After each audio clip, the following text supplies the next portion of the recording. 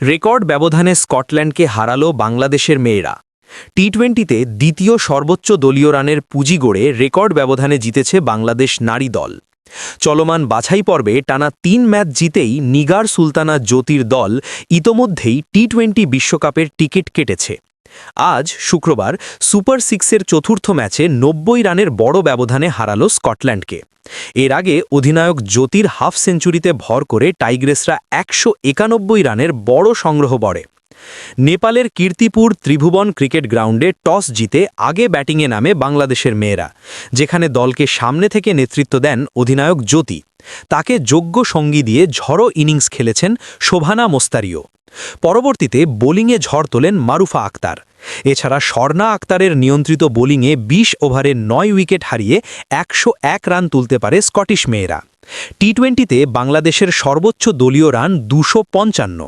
দক্ষিণ এশিয়ান গেমসে মালদ্বীপের বিপক্ষে সেই ম্যাচে রেকর্ড সর্বোচ্চ ২৪৯ রানে জিতেছিল টাইগ্রেস মেয়েরা।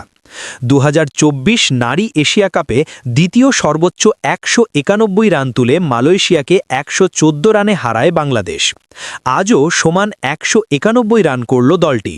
এবার জিতল তৃতীয় সর্বোচ্চ ব্যবধানে ৯০ রান। স্কটিশদের বিপক্ষে আগে ব্যাট করতে নেমে উদ্বোধনী জুটিতে ৬৭ রান তোলে দুই ওপেনার দিলারা আক্তার ও জুয়াইরিয়া ফেরদৌস। এরপর আর কোনো রান যোগ না করতেই দুজনই পরপর আউট হয়েছেন। দিলারা ২৮ বলে ৩৯ এবং সমান বলে ২২ রান করেন জুয়াইরিয়া। অল্প সময়ের ব্যবধানে ১৫ রানে ফেরেন শারমিন আক্তার সুপ্তা। এরপর ১০০ রানের জুটিতে বাংলাদেশকে বড় পুঁজি এনে দেন জ্যোতি শোভানা।